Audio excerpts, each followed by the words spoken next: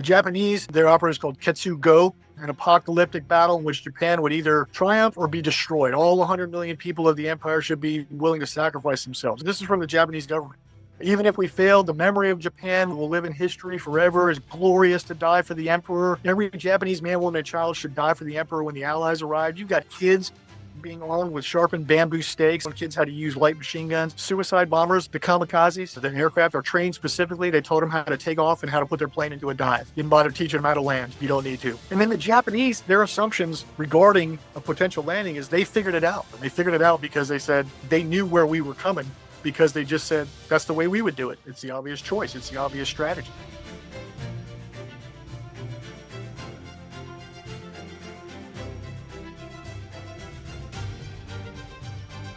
Well, good evening, everybody, and welcome. I'm John Fenzel, and this is the Hero's Path webinar. The Hero's Path tells the stories of people who did the hard, oftentimes invisible, right thing under pressure. There's stories about character and commitment and courage, but tonight's story sits at the very heaviest end of that spectrum. It's about strategy and sacrifice and a decision that ended the deadliest war in human history. It's a decision we're still debating 81 years later. So, and just to frame the topic just a little bit, by the summer of 1945, the war in Europe was over, but the Pacific War had become a nightmare without any real obvious end. Iwo Jima and Okinawa had shown what invading Japan itself might cost, casualties in the hundreds of thousands on both sides. And into that moment stepped a brand new president, Harry Truman, in office barely 3 months, and a weapon almost no one knew existed. So how did the United States get to Hiroshima? That's the road that our guest is going to be talking to us about tonight. The grand strategy, the science, and finally, the men who had to decide and the men who had to carry it out. And there's nobody better to guide us in this webinar, in this presentation today, than Colonel Gerry Tertychny, a U.S. Army retired. Gerry is a great friend who served 28 years across infantry, special forces, civil affairs, and ROTC assignments. And he retired in 2015 as the director of special operations forces at the U.S. Army War College in Carlisle, Pennsylvania. Few people can connect the tactics, the intelligence, and the leadership, all those dots of a battle like this the way that he can. Gerry, it's great to have you with us. The floor is yours. Good evening, John. It's good to be back again. Can you hear me okay? We good to go? Oh, yeah, we can hear you. You sound great. And you look great too, brother. Nuts.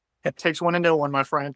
Thank you so much for the opportunity to speak about, as John said, a topic that is still being debated today. Last week, we observed the 81st anniversary of the detonation of the two atomic weapons, Fat Man and Little Boy, which gives our evening's presentation its name, that, like John said, ended the deadliest war in the history of mankind. But we're still talking about that decision.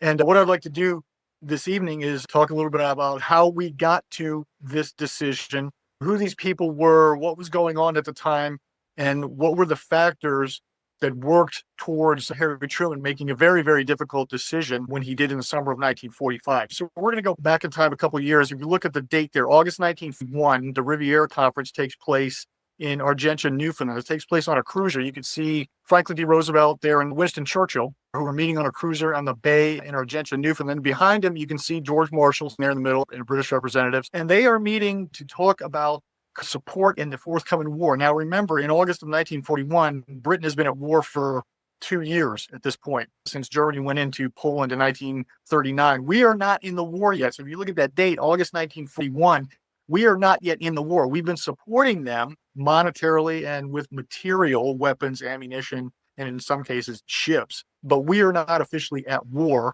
But at this point, FDR is making a pledge to Churchill that we're with you in this. We are going to be with you on this thing. Okay, so Pearl Harbor happened 7 December 1941. We've seen this slide before. The Japanese moved to expand in the Western Pacific. They launched a preemptive strike against the U.S. Pacific Fleet at Pearl Harbor, specifically to hit our carriers. But a major faux pas there, they attack and they sink obsolete battleships. They missed the carriers, they missed the fuel tank farm, they missed the dry docks, the submarine pens. They don't block the Pearl Harbor Channel. So Pearl Harbor is still operational. But regardless, we are now in the war, whether we like it or not. Okay? All right. So how did we get here? Quick recap. So 7 December 1941, the Japanese attacked Pearl Harbor. On the same day, 8 December, on the other side of the international date line, they attack U.S. forces in the Philippines. President Roosevelt asked for a declaration of war on Japan on the 8th of December, the famous day that will live in infamy speech to the joint session of Congress. He gets it. Because Germany and Italy are aligned with Japan, they declare war on us on December 11th, and then we declare war right back at them on 11th of December. So by the 11th of December, we are now in World War II. We are in it, like it or not, and we are on the side of the Allies, on the side of Great Britain. Immediately following this, Churchill gets on a flying boat and he flies to Washington, D.C. and spends Christmas of 1941 right after Pearl Harbor with Franklin D. Roosevelt in Washington, D.C. He wants to get the U.S. involved immediately. If there's one person who was incredibly happy about the Japanese attack on us at Pearl Harbor, it was Winston Churchill, because now he knows that with U.S. backing, we're going to win. It's going to take a few years and it's not going to be easy. It's not going to happen overnight. But with American backing, American money, American manufacturing, American people, we're going to win. We're going to win this thing. And they decide on a Germany first priority. Germany is going to be the one they're going to deal with first. We're not going to totally ignore Japan, but we're going to deal with Germany first. We're going to try and take them out first because they see them as the more potent threat.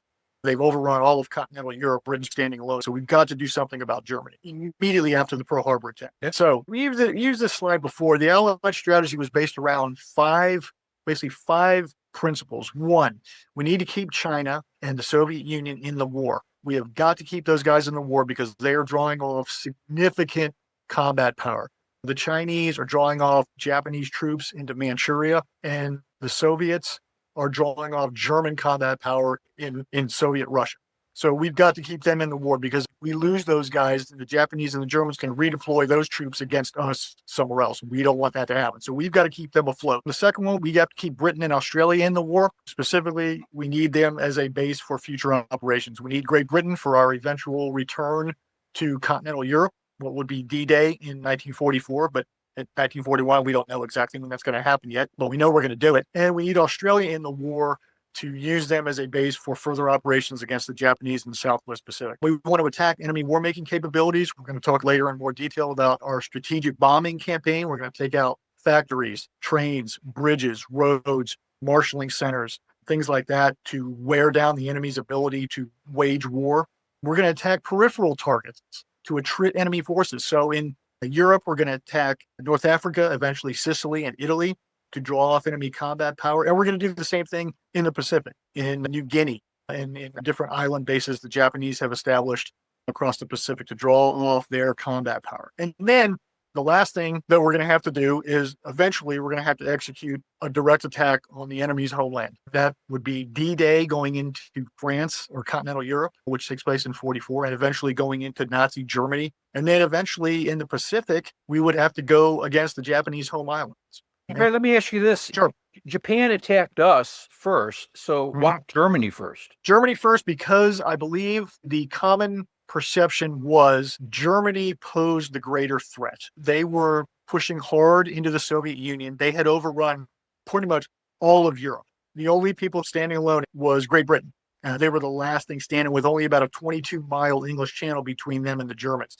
The Japanese, while being a threat, and of course they're the ones who attacked us, not Germany, but geographically, they're an island nation. They're isolated. They're much further away from the United States than Germany is from Great Britain. So we looked at it as like, hey, we got to take care of these guys first. These guys are the greater threat. We're not going to ignore Japan. We're still going to work toward that, but we're going to go after Germany first and keep Britain in the war. North Africa, Sicily, Italy, from November of 42 to September of 43, we, the Allies, and an increasingly greater percentage of the Allied force is becoming American. Over the next couple of years, it's going to be more and more American troops, more American leaders, more American stuff once our industrial base gets going and we can really mobilize the country. So in November of 42, we go into North Africa, and you can see there in the bottom slide there, the Operation Torch into French Morocco, Algeria, and then eventually Tunisia. We're going to attack and destroy the Germans and the Italians in North Africa and push them to the east while the British are actually pushing to the west from Egypt. knock Vichy France out of the war. We're going to establish a base for operations in the Mediterranean. We want to secure the Suez Canal in Egypt and maintain that oil flow from the Middle East. The British are dependent on that, so we got to keep that operational. 6 months later, we're going to go into Sicily, Operation Husky. In about 5 or 6 weeks of fighting, we take that down. And then Operation Avalanche, that's September 3rd of 1943, we go into Italy and start moving up the boot. So these are operations that are designed to keep enemy forces out of continental Europe and keep them pinned down here while we mobilize troops for the big event, which is going to be the invasion of France. Italy is out in September 1943. They asked for an armistice, so we've knocked out one of the three Axis powers. And we start bombing Germany and its environs, their facilities, not just in Germany, but in France and all over continental Europe, from Britain, from North Africa, and from Italy. We have long-range bombers that can start to reach there. And we're going to talk a little bit about that campaign because it's going to play into the decision that we're looking at later on down the road. I promise we will get there.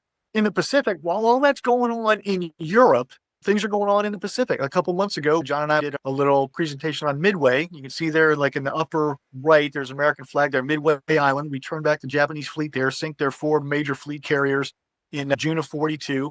At the same time, way down south, you can see Guadalcanal down there where it says 4 June 1942 extent of Japan. Way down in the south there, you can see Guadalcanal. We send Marines in there starting in August of 42. Also, 2 Army divisions fight down there. A lot of times that gets forgotten. But we're starting to push back on this perimeter that they've got.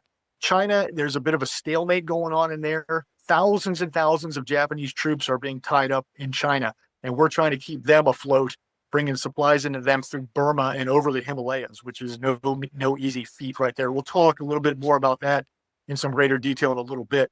In Burma, 1943, we start to turn things around. And in New Guinea, in 1943, you can see where part of New Guinea is red. Part of it's held by the Japanese, but part of it's held by the Allies. It's Australian troops, for the most part, and an American division, the 32nd Infantry Division, in New Guinea holds the line down there in hideous jungle conditions. And these are guys from the upper Midwest. They're from Wisconsin, Michigan, Minnesota. So naturally, using Army logic, we're going to send them to the South Pacific. But they do an incredible job down there and they hold the line. And by 1943, we're starting to see things are starting to turn around. Just like in Europe and North Africa, things are starting to go the other way here as well in the Southwest Pacific.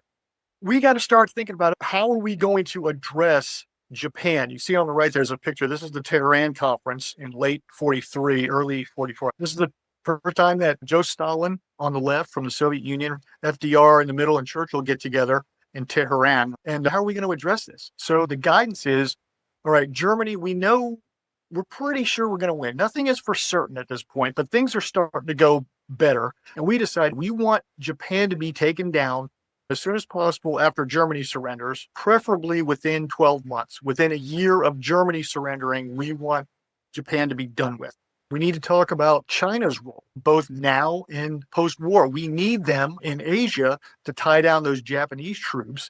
But we're also starting to look, and Churchill already is kind of suspicious of Stalin. He never really did like him, but better the devil you know. He's concerned about China's role after the war. What kind of role are they going to have in the post-war world? And Churchill and Roosevelt see them as maybe a bulwark against the Soviets in Asia. We're dealing with an unconditional surrender mandate. They came up with the idea that Germany and Japan must surrender unconditionally. No negotiations, no equivocating, unconditional surrender. We're not going to accept anything less. But by 43, 44, you got to take into consideration the will of the American people. How long are we going to? Americans, I think, generally speaking, it could be said that we're fairly impatient folks. Let's do this and be done with it. How much longer are we going to be putting our soldiers, sailors, airmen, and Marines through this, considering the casualties we've been taking? When is this thing going to be over? So that's kind of a political issue that has to be addressed. That's something they have to take into consideration. And in the Pacific, you got the Army-Navy feud going on. The Army wants to do things one way, and they have their leaders, and the Navy wants to do it a different way, and they have their leaders, and they don't necessarily jive with each other. And in the middle is the Joint Chiefs, George Marshall, and the President, trying to keep everybody happy and headed in the same direction. So in early 44, we're going to meet. The Joint Chiefs are going to get together and decide to resolve the Pacific strategy once and for all. And there's a great picture of the Chiefs having lunch. So on the far right, you got George Marshall, Chief of Staff of the Army. To his right is Admiral King, Chief of Naval Operations. And then the far left is Henry Arnold, Hap Arnold, who is commanding the Army Air Forces.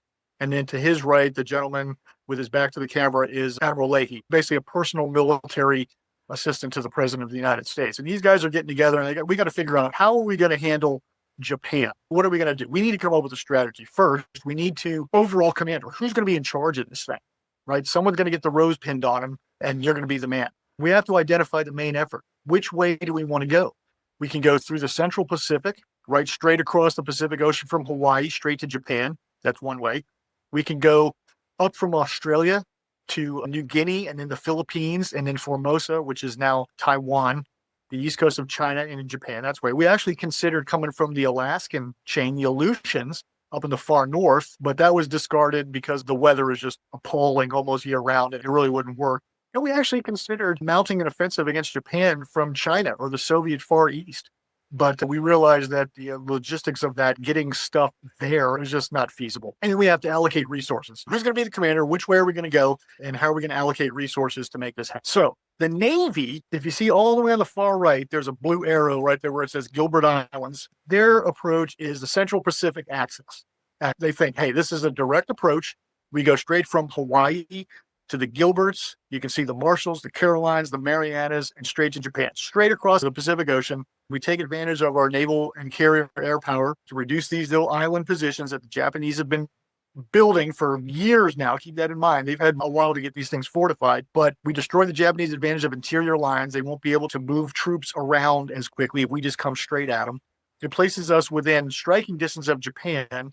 And hopefully, we're going to lure the Japanese fleet into a decisive battle where we're going to destroy it. And a lot of this has to do with pre-war war games that were done at the Naval War College.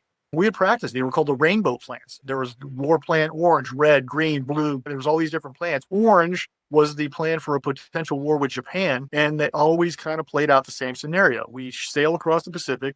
We banjo their fleet, sink it, and move on to Japan. And that's kind of the way it always went. And that's kind of the way the Navy's thinking. The Army, of course, has its own way of thinking. All right, so the Army is thinking, you can see the Southwest Pacific down there. There's an American flag and a blue arrow. The Southwest Pacific axis, MacArthur says, no. We come out of Australia. We go to New Guinea, over to the Philippines, and then kind of curve around up Formosa, the Chinese coast, and in Japan that way. This is a much better way to do it because we could drive quickly to the Philippines. We get between the Japanese and the Dutch East Indies where they're getting oil from, which is the whole reason this started to begin with. So we cut them off from that. So we can provide a base in the Philippines for attacks against Japanese shipping and from Japan itself, expose the Chinese coast to attack, possibly provoke what's left of their fleet into an open action.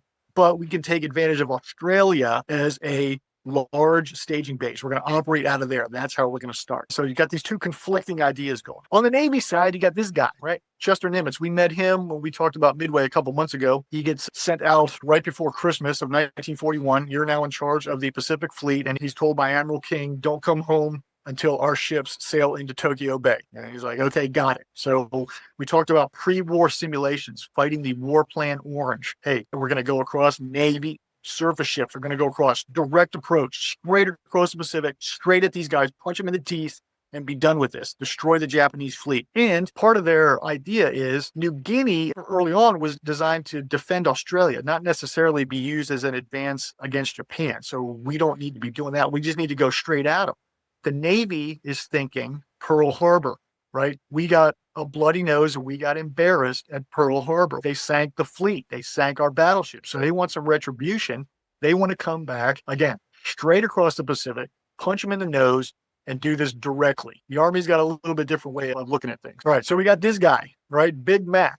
And John, I know you're familiar with him because I know you got that award, right? I actually met his widow. I remember you telling me. I think I saw a picture of you and her. Yeah. So interesting guy. The guy's been in the Army for close to 50 years, about 45 years now. MacArthur is looking at it totally different. He goes, hey, we have a moral obligation to liberate the Philippines. Remember, I said, I shall return. Not we shall return, shall return. It was an American protectorate. We abandoned them. He thinks, hey, we abandoned them. We have an obligation to go back and liberate these people. They're fighting. They're still fighting in the hills. There's guerrilla operations going on there.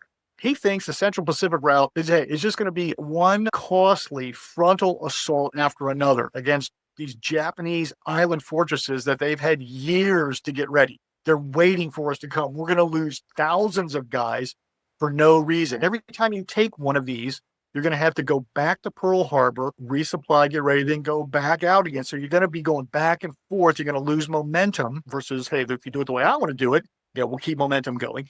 By late 44, in December 44, they both get promoted to 5-star. You can see this picture of MacArthur. He's got 5 stars also. This is a somewhat later picture. There was part of it was, I think there's value in both of these proposals, but I think you have some serious personalities going on here where they want to be the guy who's in on the kill. They want to be the one to lead this thing. The Navy is thinking, hey, we got embarrassed in Pearl Harbor. We need some retribution for that. MacArthur's thinking, hey, I got embarrassed in the Philippines. I need some retribution and moral obligation. So I think there's some solid analysis behind it. And I think the last bullet right there is very important. Hey, if we do it my way, we will always be under the protection of land-based bombers. We will be hopping from one major island to another, New Guinea, Philippines, Formosa, Japan. We will always have our bombers over here. If you do it the way the Navy wants to do it, the distances are so great, you're never going to have that land-based heavy bomber support overhead.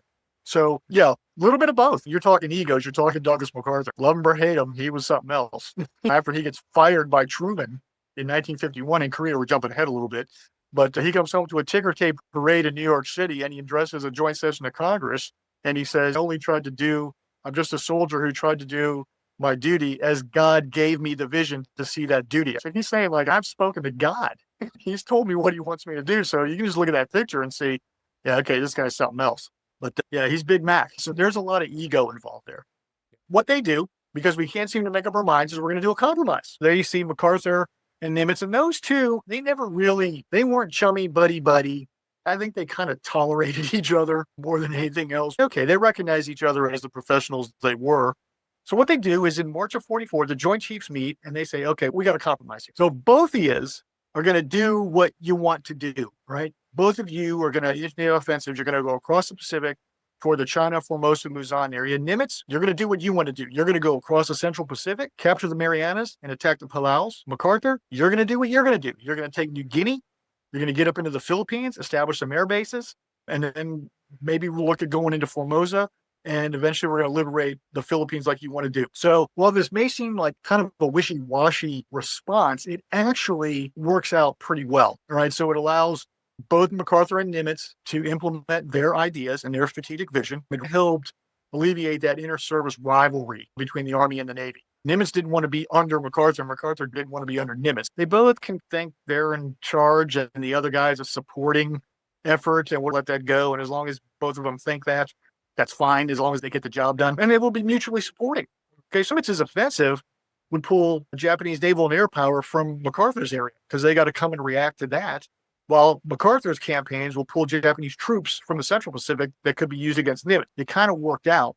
It forced the Japanese to spread thin. It kept them guessing. They never knew where the next American move was going to come. So MacArthur goes and they react to that. And then Nimitz does something. They have to react to that. And then MacArthur, the enemy's like they're 1-2 punching them all the way across the Pacific. So it ends up working out pretty well. By doing this, both Nimitz and MacArthur, they can maintain the initiative, concentrate forces where the Japanese are weak, and keep the Japanese guessing as to where the next blow is going to land. So again, seems like kind of a wishy, namby-pamby response, but in effect, it's like, you know what?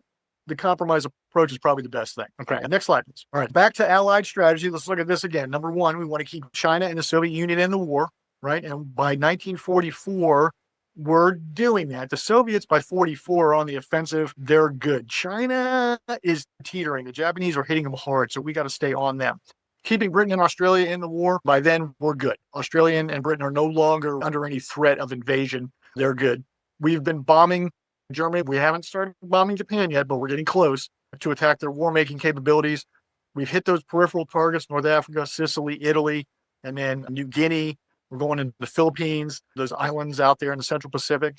So we're looking at, okay, we're at number 5. Okay, are we ready to do a direct attack on the enemy homeland? You go into Germany, go into Japan, and we're getting really close to doing these. Okay, slide, please. Got it. All right, sidebar here for a second here. So in the interwar years, while all this is going on, let's go back to the 1920s. Like we talked about Midway a couple months ago, you had the battleship carrier debate going on in the Navy. In the 20s and the 30s, the air power advocates start to show up. Now, we used aircraft in the First World War, bombers, and the Germans actually used Zeppelins to bomb London, England. But air power starts to become kind of preeminent. We still have an Army Air Corps. It's still part of the U.S. Army. The British have established the Royal Air Force, a separate service. For all intents and purposes, the Army Air Forces, by the end of the war, is a separate force. It's part of the Army, and it'll become a separate force in 1947. But this gentleman here on the left, Giulio Douhet, he writes a book called Command of the Air in 1920. It's like the Bible for these bomber advocates. Aviation becomes a new arm. It's a new military arm. It's a new weapon. It's a new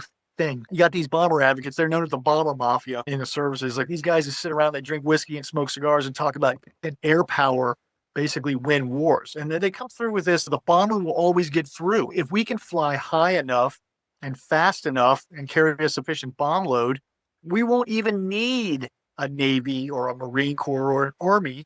We won't even fight wars like that anymore. We're going to attack specific choke points with our bombers and eliminate the need for long drawn out wars. We'll just attack factories and bridges and they won't be able to move and the war will be over. We won't have another World War I.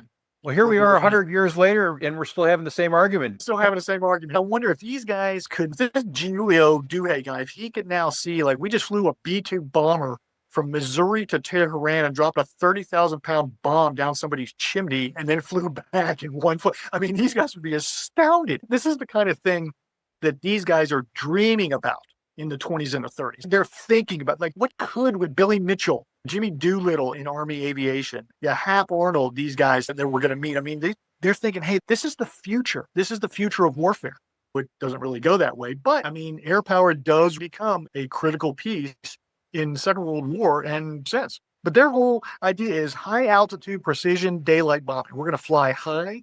We're going to fly fast. Now we're going to drop bombs on specific points that will cause the enemy to surrender without having to have a long ground campaign and hundreds of thousands of casualties. We'll see how that goes. By the mid-war period, 44 timeframe, Britain and the United States are operating bomber forces out of Great Britain, and we're operating out of North Africa, Sicily, and Italy, going against a Nazi infrastructure. So the guy on the left, the black and white picture, that's Arthur Harris, Bomber Harris. He is command of the Royal Air Force's Bomber Command, and he's leading that offensive. The guy on the right is the gentleman named Ira Eaker, and Eaker is command of the 8th Air Force, U.S. Army Air Forces in Britain at the time. And these guys, they actually are living together. Eaker is living in a guest quarters at Harris' home, and they have supper pretty much together every night, and they sit out on the patio and they smoke cigars and drink whiskey and talk about how it's going. And neither one of them cannot believe that the other one is doing it the way they're doing. The Royal Air Force, they tried the daytime thing for a little bit and it didn't work. They got slaughtered. So they have switched to nighttime area bomb. They don't go after specific targets in a city. They just bomb the city, fly a distance and a direction, navigate by the stars if it's over cloud. If you think you're over the target, close enough, drop the bombs. And if you don't hit the specific target you're looking for, you're going to hit the people who work in the factory, and that's just as good. Their argument is, hey, look, they started this. They bombed London first before we were doing any of this. So, yeah, that's the way we're going. And then the Army guys are like, you've got to be kidding me. You're not hitting anything specific. Harris goes, right. No, exactly. Called it morale bombing. We're going to destroy the enemy's morale by just bombing them into oblivion. And Eaker's position, he goes, well, didn't the Germans try that with you? And he goes, well, yeah, they tried bombing London and our bigger cities. And he goes, and did it work? And he goes, no, it just gave us more resolve, made us want to resist even more. And he goes, all right, then what makes you think it's going to work against them? I mean, it didn't work against you. Why do you think it's going to work against them? But these two never really see head to head. They're great friends and they respect and admire each other, but they are looking at it from two totally different perspectives. So the U.S. Army Air Forces, and we're going to fly in the daytime and we're going to go use precision bombing. So they execute what's now is known, because we're over there, U.S. Army Air Corps, Air Forces is over in Europe and North Africa now in force. And we're going to go with what's called the Combined Bomber Offensive. So U.S. Army Air Forces are going to bomb by day, and the RAF is going to bomb at night. And we're just going to do this every day. Different targets, different cities every day. And we're just going to keep wearing them down. But you can see a difference in philosophy there about how they approach this. What we got, just a quick slide here, the two workhorses of the Army Air Forces up until 1944. On the left, the B-17, the Flying Fortress, and on the right, the B-24 Liberator. Great planes, 4-engine bombers. We're going to do a little side-by-side comparison here on the next slide. Each one carries a crew of about 10, and they have a bomb load of about 8,000 pounds.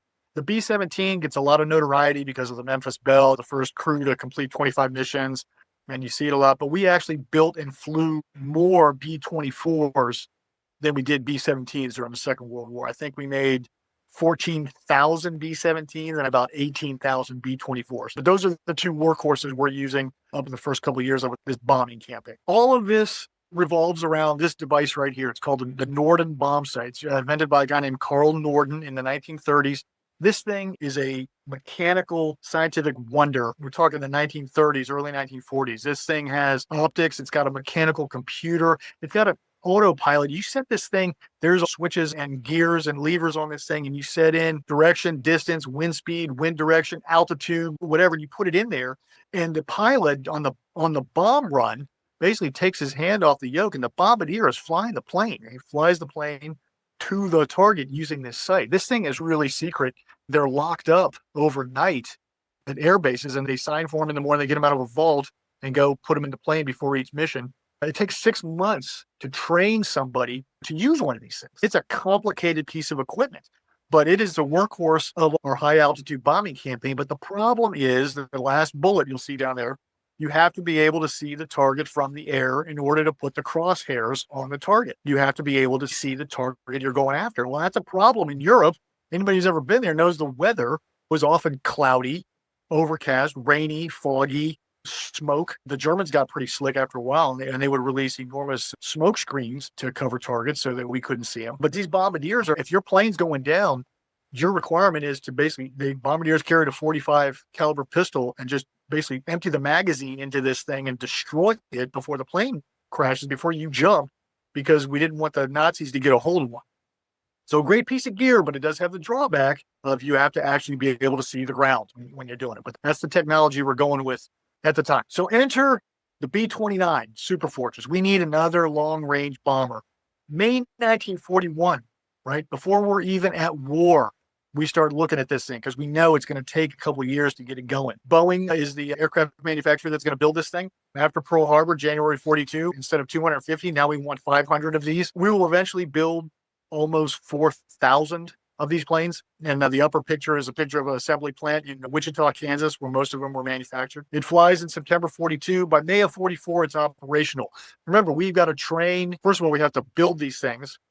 We have to test them, build them, get them out there, organize the units to fly them, train these guys to fly them, and then get them operational. But it's okay because we're not close enough to Japan yet to use them yet. So we're going through this development process. This thing's got a pressurized cabin, so you don't have to wear sheepskin flying clothes. It's pressurized. You're not exposed to the outside weather. And it's got remote control gun turret. So you're looking at the guy that fires the tail gun is actually sitting in the middle of the plane, and he's operating it with stick controls like an Atari game.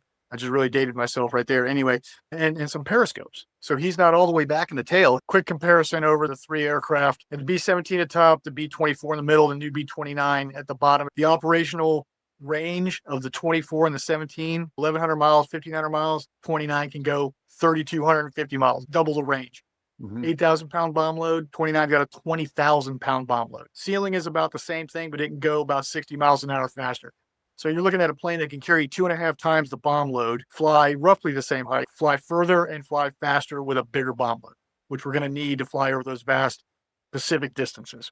So operational history. The initial plan was we're going to use these B-29s in Europe, but by late 43, we decided, okay, we don't really need them there. We're going to dedicate those to the Pacific, to the fight against Japan. 20th Bomber Command is stood up by this guy, Brigadier General Kenneth Wolfe, and he's operating out of, if you look at the map on the lower right, he's operating out of China. 2 bases in your lower left part of the Chinese map there. We're going to operate out of there so we can hit Manchuria, Korea, Formosa, southern Japan. It's called Operation Matterhorn. We're going to attack Japan and Southeast Asia from bases in China and India. So we're bringing stuff into India, and then we're flying it over the Himalayas to operate these bases here out of China. But it becomes a problem. It's logistically infeasible. The best way to move bulk, fuel, bombs, equipment, ammunition, whatever, is by train and by boat.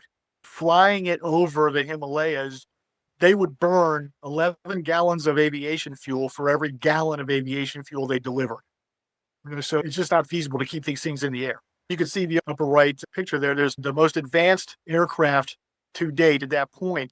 And there's people in front of them, women with baskets of gravel on their heads who are dumping this gravel and they're crushing it to make runways for these things. So you have the most advanced aircraft to date in the world, but we're relying on local labor to make these runways. And then the lower middle picture there's a big stone roller, and there's a picture behind him. You can see the roller on the right, and all of those people, looks like about 100 folks, are dragging this thing. That's how heavy it is. And that's what they use to crush this gravel and flatten it out and make these runways in China to operate these bombers off of. But the issue becomes getting fuel and bombs and equipment and spare parts to these bases in China, because we can't come from the east. Japan still kind of controls that. We have to come from India over the Himalayas. It's not feasible. It's not working. So it goes from May 44 until around January of 1945 when we decide, okay, we're going to make a change here. While that's going on, Operation Forager takes place in the Central Pacific. In Europe, on June 6, 1944, Operation Overlord goes. That's the invasion of France at D-Day. At the same time, on the other side of the world, in the Marianas, right there in the kind of left center middle of your map there, Saipan, Tinian, and Guam, we invade Saipan on June 15th. So we execute two massive amphibious operations simultaneously on both sides of the world. So the lesson here is by 1944, American industrial capability and production capability and leveraging the manpower from the United States population has started to take hold now, where we can actually execute two operations like that at the same time on both sides of the world. In the Philippine Sea on June 19th and 20th, what's known as the Great Marianas Turkey Shoot, we pretty much destroy Japanese carrier aviation. Their pilots now, remember at Midway, they lost most of their experienced pilots. So now they've got these replacement guys who are very poorly trained. We're bombing them mercilessly, and they can't seem to keep their aircraft flyable. So they're just losing these guys. They're going up and getting shot down. The pilot was asked, how was it after he came back from mission? He goes, yeah, it was like a turkey shoot. He goes, we're just blowing these guys out of the sky. And that's where the name comes from. We also go into Guam and Tinian. Those are the three main islands in the Marianas. June, July, August timeframe, we're going to be on those islands now. And the Navy construction battalions, the CBs, that's where that name comes from, construction battalion CB, and then they change it CBs to make it look Navy. They're combat engineers. They go in there and they start making these forward bases for B-29s, because from the Marianas, because of the B-29's range, we can make it to Japan now. We could hit mainland Japan. So that's going on at that Bomber Command. The 21st Bomber Command is initially commanded by this guy in the upper right. His name's Haywood Hansel. He arrives in the area in October of 44. Again, we're going to be doing high altitude daylight raids. It's what the B-29 was designed to do. And there's some pictures of B-29s dropping bombs. The lower right portion is North Field on Tinian. That looks like an industrial area there. That was an airfield that housed like several hundred B-29s, plus their crews, plus maintenance, plus bomb loaders, artificers, armorers. All that was built by Navy construction battalions. And they cranked it out in a couple of months. So we're operating off of there now. And we're going to go against specific targets in Japan. But the problem is there's this very strong jet stream over Japan. And it flows mainly west to east, so left to right as you're looking at a map. And it is at times 200 miles an hour. It's sometimes about 140, 150 miles an hour generally, but sometimes it gets up to 200 miles an hour. So the problem is if you're trying to fly across that thing, you're going to get blown sideways in your plane. If you're trying to fly into it, the headwind is going to slow you down to where you're barely moving over the ground. You're going to be an incredible target for anti-aircraft fire or Japanese fighters. If you're flying with the jet stream, you're going so fast that you can't work the Norden bomb sight and hit your targets. The bombs will get dropped and they'll have a problem where we can't hit the target. So that's an issue. And if you say, well, we'll just fly over it, we'll fly on top of the jet stream. But if you drop your bombs, they fall through the jet stream and they get blown all over the place. They don't go where you want them to go. The one thing you're guaranteed to hit when you drop a bomb at 30,000 feet is the ground. And that's about it. You're not going to hit your target. So this is a problem. It's not working. Enter this gentleman right here. This is Major General Curtis LeMay, otherwise known as Bombs Away LeMay. This guy, at this point in time, that John and I were talking earlier, this guy is only about 38 years old. He's going to come in January of 45, and he's going to take over 21st Bomber Command. And we're going to change some things. He's going to, hey, the current tactics aren't working. It's not working. We're not doing what we need to be doing. So instead of high altitude daytime precision bombing, we're going to switch to low altitude nighttime area bombing, and we're going to use incendiary bombs. So instead of 500-pounders, 1,000-pound bombs, we're going to drop an incendiary bomb about the size of a handheld fire extinguisher. It only weighs a few pounds, but it's filled with this new American invention called napalm, which is basically the consistency of grape jelly, but it's made out of gas. It's made out of fuel. And when it explodes, it globs all over the place and lights everything on fire. Seeing as how most Japanese cities at this time are made out of wood and paper, well, we know what we're going to do. So we're going to fly in, instead of flying at 30,000 feet, we're going to come in between 5 and 10,000 feet. We're going to fly at night. We're going to paint the bottoms of our B-29s black so they can't see them. And we're going to drop these incendiary bombs. Operation Meeting House takes place over the night of the 9th and 10th of March, 1945. We launch 279 B-29s and destroy 16 square miles of Tokyo. Gone. And we figured out we'll drop these incendiary bombs upwind, and then they'll start a fire, and we'll just let the wind just burn out the city. Think of like a wildfire out west in California. It gets that wind, it gets a hold of it and just torches everything. You can't stop. So we're going to start doing this. 100,000 people are killed, 260,000 buildings are destroyed, and we continue with attacks on large cities in Japan through 1945. In the end, 64 cities will be attacked. The picture to your right is a picture of Tokyo after Operation Meeting House. You can see it's just burned out. It's just gone. Here, it's interesting because you just mentioned 100,000 people died in Tokyo. One night. And that's more who died in that initial blast of either atomic city, Hiroshima or Nagasaki. Yeah, absolutely. That's going to be part of the calculus when we start getting to where we're not even at this decision point yet. We'll get there. Up the upper right, you see there's a picture. This is a propaganda leaf that we would drop. Those little circles are the names of cities that have already been hit, and a picture of B-29 bombers. And we would drop these on the next city on the list. Yeah. They're on the back and said, you need to get out because we're going to come and hit this. We're going to come hit your city. And we give them a couple of days to evacuate.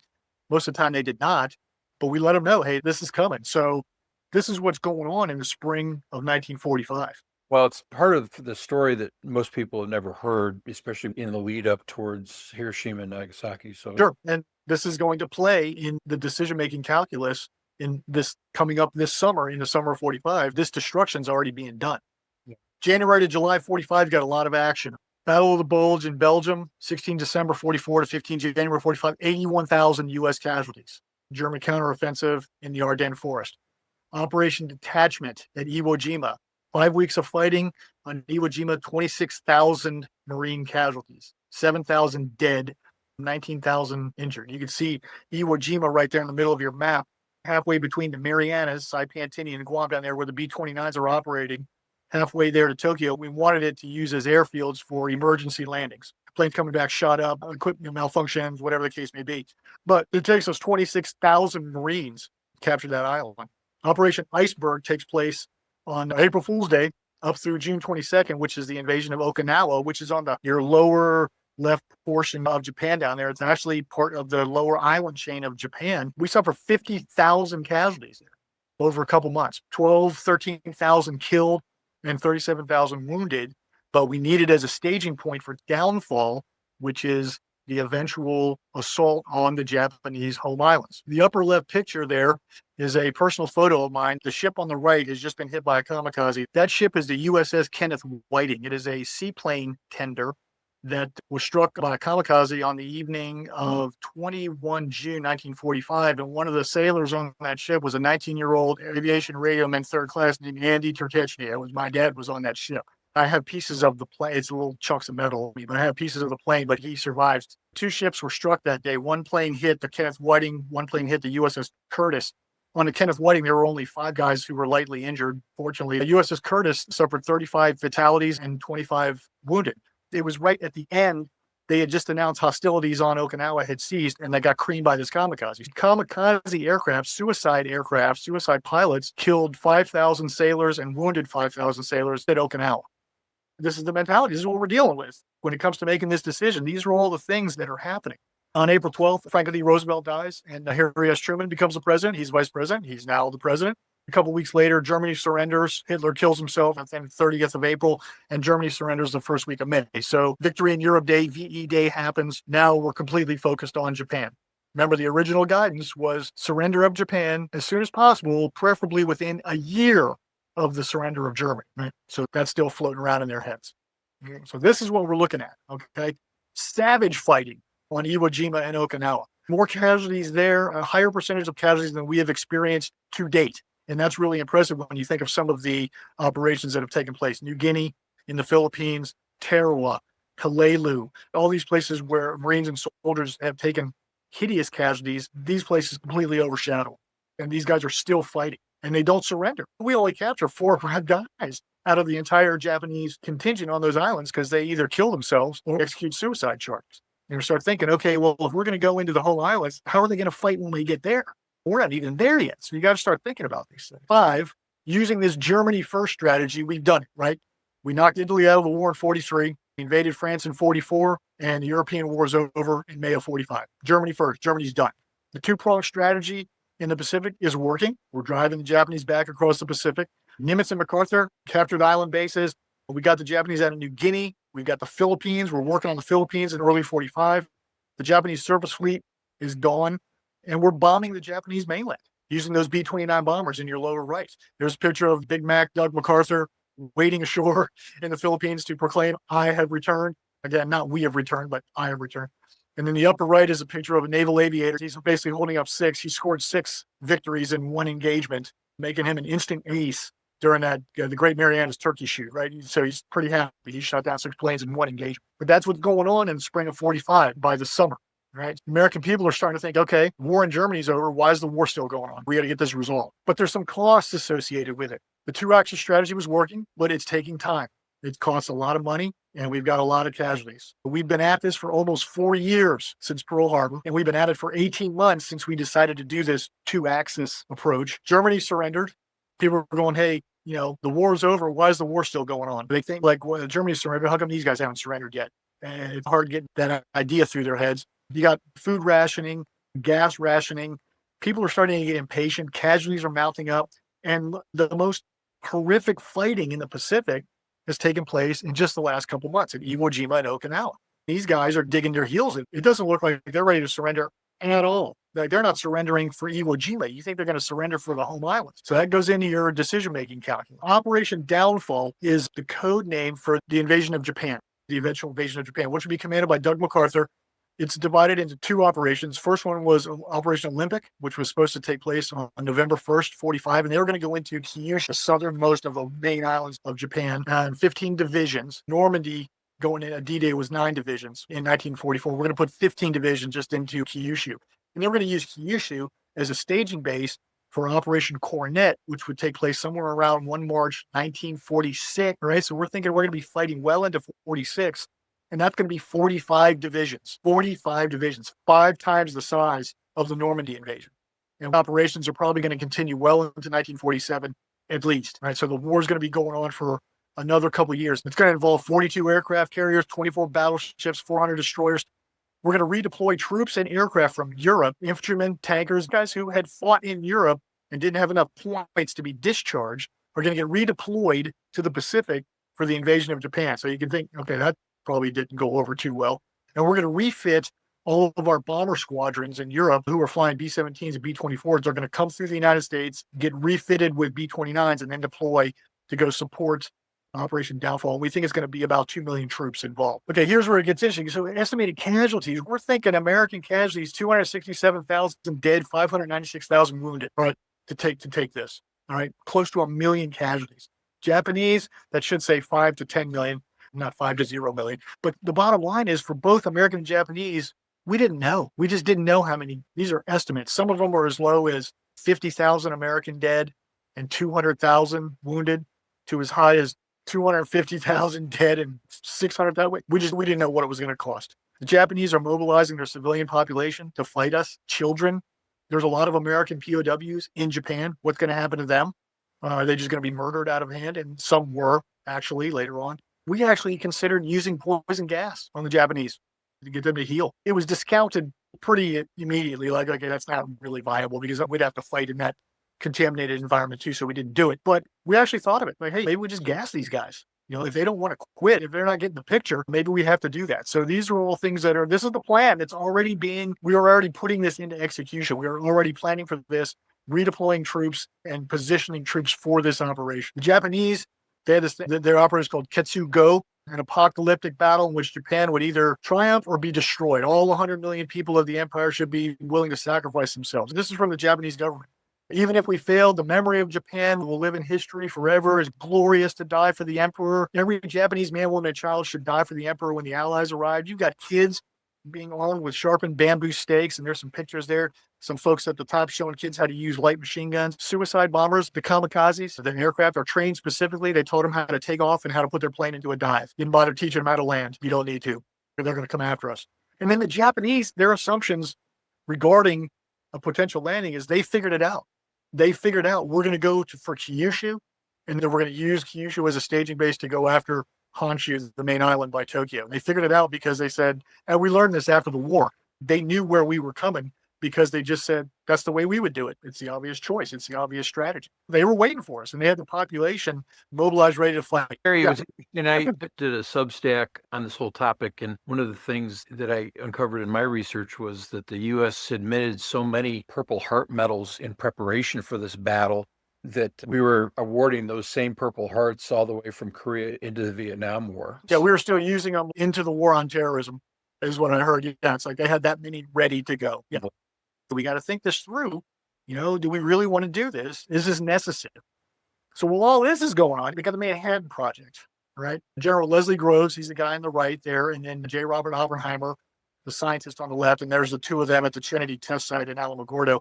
130,000 people were part of this development of the atomic weapons, and they managed to keep it pretty secret. Hundreds of sites around the country. In August of 1939, some leading scientists, including Albert Einstein, sent a letter to President Roosevelt saying, hey, this technology is out there and you need to get on this because if you don't get it, the Nazis will. They're working on it, right? You better make this happen. So Roosevelt is like, yeah, okay, we're going to do this. Leslie Groves is put in charge of it. Three main places, Hanford, Washington, Los Alamos, New Mexico, and Oak Ridge, Tennessee. We actually pull off a nuclear chain reaction in December 42. November 43, Operation Silver Plate, we start modifying B-29 bombers specifically to deliver these bombs because they're bigger and heavier than any other kind of bombs. We have to modify the bomb bays, and we start doing that in 40. On 16 July 45 at the Trinity test site in Alamogordo, we detonate one of these things, and we're like, okay, it works. It's no longer theoretical, like this thing works. We have it now. What's going on in July of 45? The war in Europe is over, right? We're thinking about invading Japan in November, right? Okinawa had just concluded. We're kind of in this kind of in-between period. So also interesting too, Jerry, is that Truman had just taken over, 3 months prior. He didn't even know about this technology for a while, did he? Until Truman becomes president when Roosevelt dies on April 12th. And 2 weeks later, he gets briefed on Manhattan. He didn't, even as the vice president, that's how compartmentalized this thing was. He didn't even know it was a thing. They're like, hey, boss, we got to brief you. Like, we got a bomb. We're working on a bomb. And it's really big. But yeah, he didn't even know he was the vice president. He didn't know until he became president. And it was 2 weeks after he was sworn in that they're like, hey, we need to brief you on something. So yeah, he didn't know. So Gary, I've got a note from Paul Dury. He says, have walked the Trinity test site through a special National Park Service visitation. You can still see some of the sand fused into glass. So Paul Duray, that explains a lot. Paul Duray is one of my VMI classmates, and now I know why he is the way he is, because he probably got radiation sickness. He lives very close to you, as a matter of fact, John. John, he lives close to you. He lives in Western Maryland. He's actually practically a neighbor of yours, Great American. So he's actually been out there. So you could go out there and see that. While all this is going on, these guys come into being, the 509th Composite Group. So it's not a fighter group or a bombardment group because they actually have some transport planes as well. But it's a B-29 outfit, 17 December 44, they're activated out of Wendover Army Airfield out in the middle of nowhere. They're commanded by this guy right here, who's standing under the Enola Gay symbol there, Paul Tibbets. Colonel Paul Tibbets is 29 years old. He's 29 and he's a full colonel. And this organization is organized specifically to deliver the atomic bomb. That's what they're organized to do. So you got these B-29s, you got these crews. Each bombardier is going to execute 50 practice runs with a dummy bomb. Right, basically the size and the weight of the bomb without the guts. June 45, they deployed to Tinian. There's 15 B-29s. They do some practice missions. So there's some of the planes on Tinian there. The first plane there is the Enola Gay. And then below you see a shack with a Jeep. That's where they assembled the atomic bomb on Tinian. It's just a shack. It's like, all right, bring the stuff in here and we'll put it together. But these guys are specifically organized, trained, manned, and equipped to deliver the atomic weapon. That's what they practice. Out in the middle of nowhere where nobody knows who they are or what they're supposed to be doing. And that's Tibbets right there, commander. You got to wonder, too, about guys like Tibbets. I actually had the opportunity to interview his son. He's a retired Air Force brigadier general. He talked. Oh, wow. Yeah, really. I was encouraging him to write a book because he had a lot of information that none of the rest of us even know about. So hopefully he'll do that. Absolutely. But it makes you think. You got a whole bomb group trained in total secrecy. in that Utah desert for just this one mission. And then you have to ask yourself, okay, what was it like to command men who couldn't be told what they were there for? Right. No, exactly. We're going to drop this weapon. Well, what is it? Man, we can't. Yeah. It was, don't worry about it. They weren't at the Trinity test. They didn't see it. When they saw it was when it went off, when they dropped it on Hiroshima. By the summer of 45, these lines of effort are now converging. Central Pacific campaign, we've got Guam, Tinian, and Saipan. We can range the B-29 out of those bases. You got the 509th Composite Group. There's part of Tibbets's crew in the lower right. These guys, they're kids in their 20s. But they've been trained specifically to deliver the atomic bombs. We had the plane to do it, the B-29, specifically modified to deliver this bomb. And Manhattan Project is going on. And now we know we've got the bomb. There's one of them right there. So all of these things are coming together. And it's right when we need to make a decision of what we need to do about Japan. All these things came together. What's so fascinating about this, Jerry, because you might wonder, okay, why this big lead up? I mean, you can't really even talk about this slide until you talk about all the other slides, and all the other topics and issues that you had mentioned in this previous hour. Yeah, and I'm very guilty of going high and right on background, but I think it's just my point is this is the heart of your talk. This slide right here is the whole. Yeah, this is it. So you've got these lines of effort converging in July of 1945, and somebody's got to make a decision. That someone's going to be Harry Truman. So there he is. Give him hell, Harry. Right? He becomes president on 12 April. He gets briefed on the A-bomb on the 25th. So 2 weeks later, hey, boss, we need to get a few minutes of your time. We got to brief you on something. He's in Potsdam in Germany at a conference with Clement Attlee, who's the new prime minister of Great Britain after Churchill wins the Second World War and then gets voted out. What a way to treat a guy. But there's Truman and then there's Joe Stalin. He tells Attlee and Stalin, hey, we have a new weapon of unusual destructive force. He tells Stalin, obviously through an interpreter, and Stalin just kind of goes, okay, because Stalin already knew. They had spies in the United States that knew we were working on this. They didn't know the specifics, but they knew. So Stalin already knew about it before Truman even knew about it. Our classification and our secret keeping was pretty good, but not that great. But Truman's got to decide on his next move. Okay, what do? Do I keep up the blockade of Japan, like a naval blockade, which we're doing? We're starving them to death. Nothing's getting in. Do we keep bombing them? Okay, that's killing a lot of people, and they're not quitting. They don't look like they're going to give up. Oh my God, do we invade? Do we go ahead with Operation Downfall, which resulted in God knows how many deaths and injuries? Or do we use this new bomb? Do we use these atomic weapons that we have? So that's the decision he's got to make. So something he's got to consider. Okay, again, mounting U.S. casualties. To date, in the Second World War, 400,000 have been killed and 670,000 wounded up to July of 45, right? So we've lost that many already. That's not including downfall if we go into Japan. The monetary cost, the American public's getting tired of it. China is on the verge of quitting and negotiating a separate peace with Japan. And if they do that, the Japanese are going to redeploy all those troops to Japan, and we're going to have to fight them, and that's going to be a problem. Japanese resistance is getting even stiffer. Iwo Jima and Okinawa illustrated that. The Soviet Union, Stalin said, I will get involved and declare war and move on Japan in Manchuria, in China, 3 months after the end of the war in Europe, right? So that would be August 8th, 45, would be 3 months after. And we don't really want the Soviets in China, and we dang sure don't want them in Japan, right? Because we're already seeing these guys are going to be a problem. It's already going to be an issue in Europe. We don't need an issue in Asia. The bombing and blockade has been going on, killing a lot of people, not really forcing them to quit. Possible invasion, American and Japanese casualties, we don't know. The political backlash. So Truman's got to consider, what if we don't use the bomb? We invade Japan. We eventually put them down. It costs us untold numbers of fatalities and wounded in action, including we don't know how many Japanese. And then the people find out later on, wait a minute, you had this bomb and you didn't use it. And now my son's dead or my brother's dead or my other or whatever, because when you could have just put a stop to it, you could have ended it. He would have a very hard time explaining that to the American people after 4 years of war. And then it's like, well, how about we do a demonstration? Let's just drop one of these things. Tell them we're going to do it. Let's pick a location, drop this place and show them what it is. But the problem is it could fizzle. What if it doesn't work? That's going to be a problem.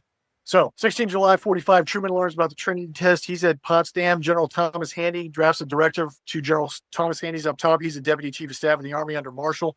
To General Spaatz, gives presidential approval to execute. He approves the decision to proceed if Japan rejects the ultimatum. He says, hey, if you don't surrender unconditionally, you're going to be a subject of utter destruction. They reject the demand. There's never a formal written order from Truman. He just tells the military to go ahead with the plan. The execute order comes on the 29th of July and designates 4 targets: Hiroshima, Kokura, Nagata, and Nagasaki. And the attacks will be made as soon as weather will permit after about 3 August. So basically, he's leaving it up to the people out there. You pick the target, you pick the date as soon as possible after August 3rd. The components are delivered by the USS Indianapolis. It's returning afterward. It's torpedoed, sinks almost immediately. Almost 1,000 American sailors go into the water, and it's several days before they are picked up. And a large number of them are killed. Exposure, and unfortunately by sharks. Horrible, horrible chapter in our history, but they went down so fast they didn't get a distress call out. If And there's a picture. you're interested in that topic, just go to our Substack and you'll see we did a post on that not too long ago. In fact, just Nice. Yeah, not too many guys survived that. But, there was only a it's few. a tragic story, and there's a lot behind it, especially with regard to the captain and how he was unfairly Yep. treated as a result. Absolutely. Absolutely. And there's a copy of the execute order on the left sent out to General Spence down there saying, all right, go ahead and do it. Launch. So the first bomb goes off over Hiroshima. It's the primary target. It's a little boy. There's the bomb in the loading bay there. Weighs 9,700 pounds. The alternate targets were Kokura or Nagasaki, but they flew, 3 B-29s flew a weather reconnaissance about an hour prior. And they said, hey, cloud cover's great. You can see the target. Visibility is awesome. Go with the primary. The Enola Gay is piloted by Tibbets, and there he is in the window of the cockpit there waving. They took off at 0245. They also had 2 B-29s with them for photography and blast assessment. They want to see what this thing does because they didn't know. They didn't know what this thing was going to look like. They had no idea. All they knew was drop it and bank away as fast as you can because it's going to be big. They begin the bomb run at 8:09. The weapon is released at 8:15, drops 31,000 feet for about 45 seconds, and it detonates at 1,900 feet. And there's a picture of the Enola Gay in the upper tone. It was interesting. The Enola Gay was named after Paul Tibbets' mother, Enola. His mom. Yeah. Yeah, exactly. So the results, all the cameras on the camera plane failed. None of them worked. Someone had smuggled a 16 millimeter camera on board and got the picture of the detonation. It was some guy peering out one of the cockpit windows with a little 16 millimeter camera and got that footage. They missed the aim point by about 800 feet, but it didn't matter. The total destruction was 1 mile radius. Fires 4.4 square miles. 69% of the buildings were destroyed. We think dead, 72,000 injured, but we don't know. There's 2 pictures there, Hiroshima before, Hiroshima after. And you can see that T-shaped bridge right there where those 2 rivers converge. That was the aim point. And then to the lower right of it, you see an X. That's where the bomb actually detonated. There's the Enola Gay returning to Tinian.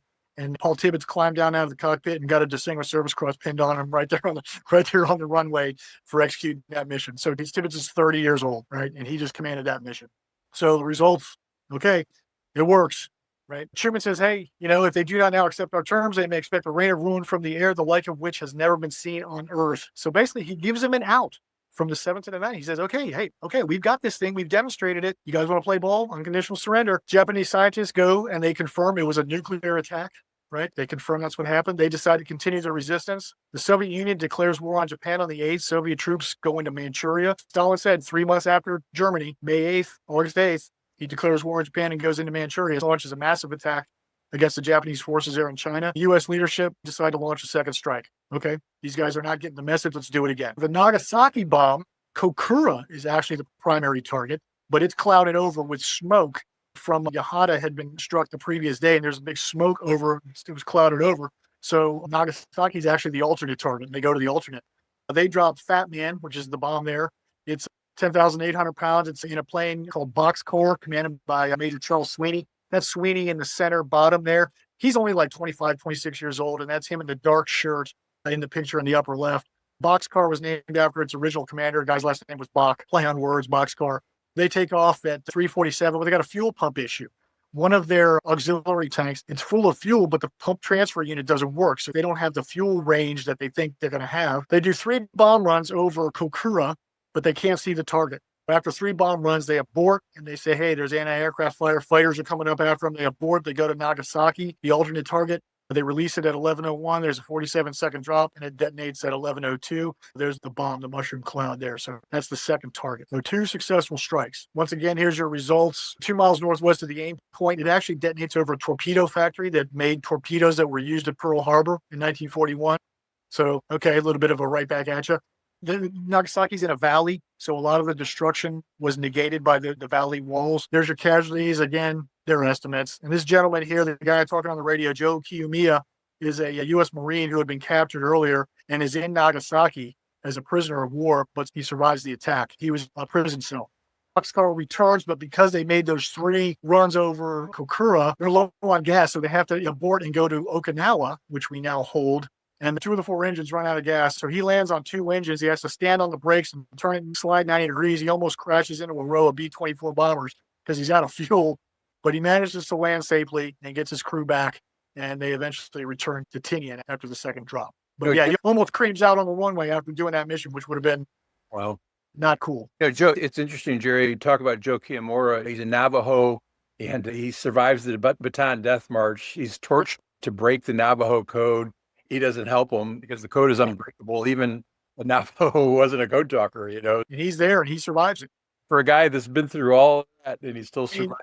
Amazing. And he managed to, I was like, all right, one more challenge, I guess. I mean, I got bombed by an atomic bomb. Well, here's your flight routes. Okay. Tinian, Iwo Jima to Hiroshima and back for the Enola Gay, and then Tinian to Kokura, and then down to Nagasaki to Okinawa, and then back to Tinian far. So you can see the distances involved there. The immediate aftermath is on August 10th, Leslie Groves, the commander of Manhattan Project, he sends a memo to Marshall, says the next bomb should be ready for delivery on the first suitable weather after 17 or 18 August. So we didn't have a whole stockpile of these bombs.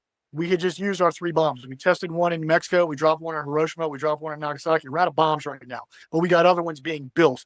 And he says, we'll be ready to go on the 17th. So in about a week, we could drop another one.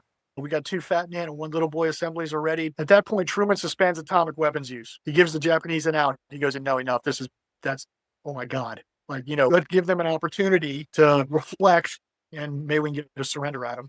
And you can see this memo. It's written in the lower bit in handwriting by George Marshall. It says to be released over Japan without express authority of the president. So earlier, the time and the location and the method, whatever, was left up to the military. Once Truman said he gave the go-ahead. Now he's saying no more atomic bombs without express permission from the president, right?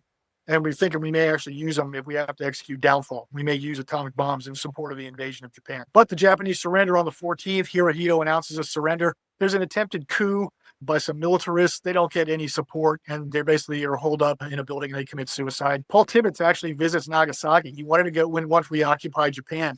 He wanted to go to Hiroshima, but the airfield was unusable. They couldn't land there, so they went to Nagasaki. And his reaction was walking through Nagasaki. It's an absolute ghost. There's nobody there. It's done. And he said it scared the hell out of me. He goes, I had no idea. We had no idea this thing would do this. Like, wow, holy smokes. Then the Japanese surrender formally on the USS Missouri in Tokyo Bay on September 2nd. The original surrender was going to be on an aircraft carrier, but Admiral King, the chief of naval operations, said, nope. They sank battleships at Pearl Harbor. They're going to surrender on the deck of a battleship. It was supposed to be the North Carolina, which had been pretty much everywhere in the war.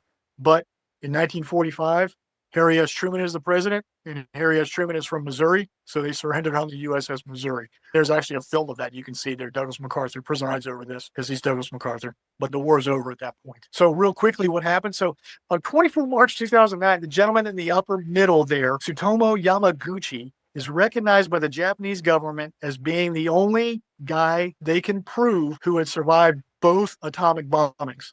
So Yamaguchi is a businessman. He's about 30 years old and 45. He's in Hiroshima when the Hiroshima bomb goes off, and he somehow survives. He survives. He gets burned, like severe, what you would call a sunburn. But he goes home to Nagasaki, where his company is, and he's literally in his office building telling his boss, hey, man, there I was walking down the street when this bomb went off, and he's telling that story when the Nagasaki bomb goes off. So he basically survived both atomic bombings.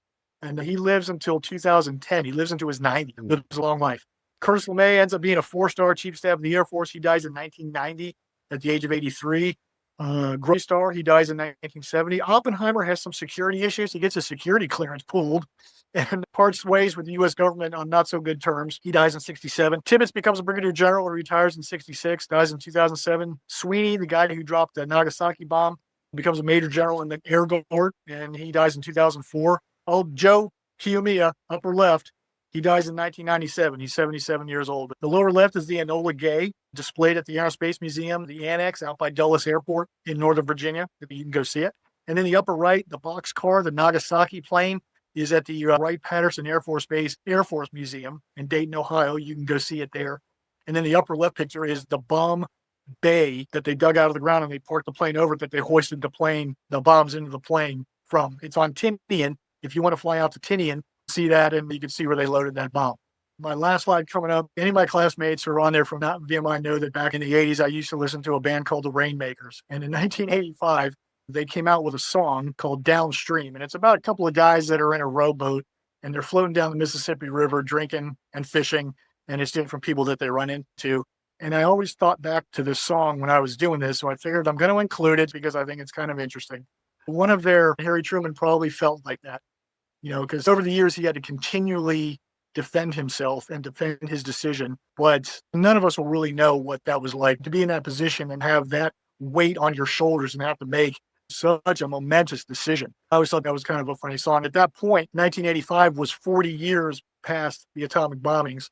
And right now, 1985 is 41 years ago from right now. So it was roughly the same amount of time from then back to World War II as it is from then to now. So it really wasn't that long ago. But Charles Sweeney made a really great quote. He said, yeah, there's no question in my mind. President Truman made the right decision. And as the man who basically flew the last atomic mission, I play that I retain that distinction. I hope we never have to do it again because it had to be done. He goes, I'm not sorry we did it, but it was the right decision. But hopefully we'll never have to do it again. Fortunately, to date, we have not. But the debate goes on. We still debate it today.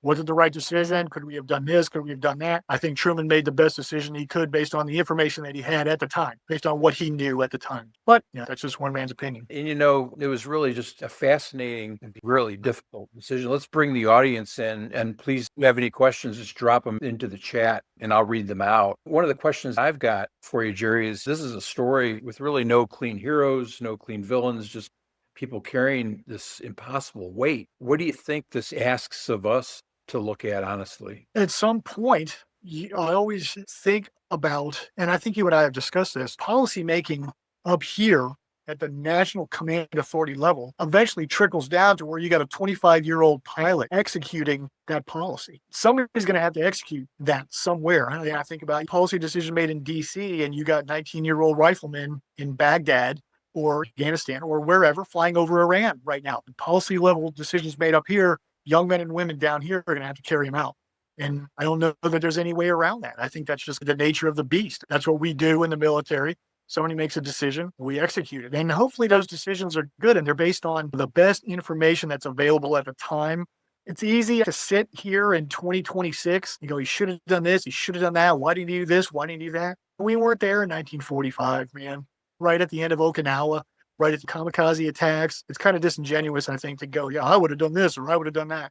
Gerry, you've commanded soldiers. When you think about Truman's decision, what do you see that a civilian historian might miss in this whole analysis and this whole story? Yeah, keep in mind that the president of the United States is also the commander-in-chief of the armed forces of the United States. So he or she, as the case may be, is a civilian, but is in command of the military. And that's been woven into the fabric of our nation since the Constitution was written. But sometimes you have to think that way. He was thinking preservation of the force. It's its most basic. Bottom line is, I'm sorry, but you started it. You hit us in 1941. And you can say, well, we kind of started it because we did these, what you call it, embargoes, and we forced them into that. Yeah, I don't know if I buy that. They started it and it didn't go the way they thought it was going to go.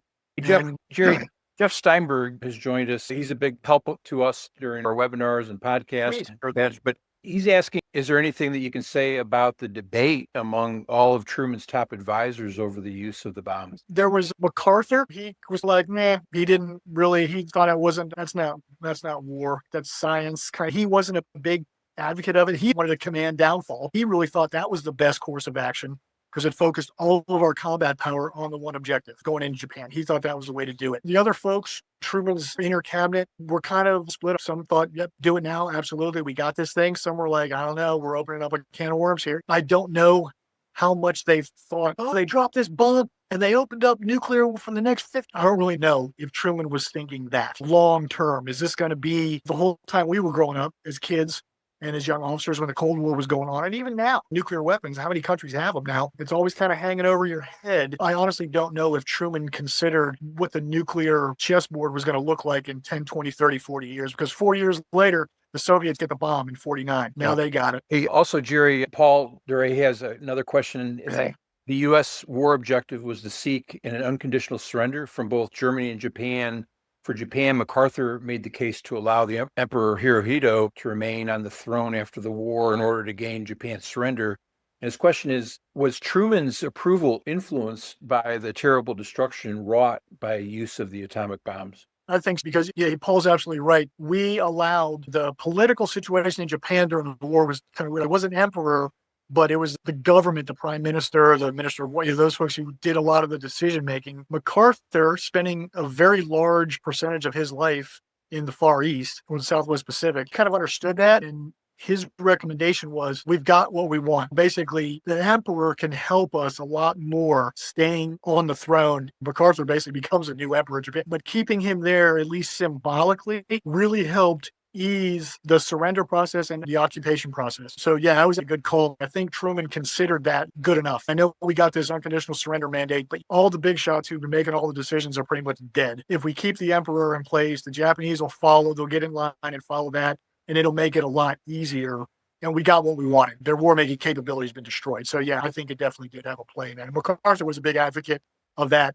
And he and the emperor became very, very close associates over his time there. Thanks so much, Gerry. It's been a great webinar with you and for all your hard work in preparing this for us. Here's what I'm going to carry out of this tonight. This isn't just a story that lets you feel comfortable. Behind every arrow on those maps that you were showing us were young men, American, Japanese, all of our allies as well. And behind the decision itself was one man who had to weigh hundreds of thousands of lives against hundreds of thousands more with imperfect information. So that's the true weight of command, and you can multiply that several times beyond anything that we've ever been exposed to. So it's the kind of hard human reckoning that Hero's Path exists to look at honestly, not to celebrate, but really just to understand all these things. So more than 80 years on, this debate continues, and it should. The moment that wrestling with a decision like this is the moment we stop taking it seriously. So just good to be with you all, and thanks so much for joining us. Thanks. Take care now.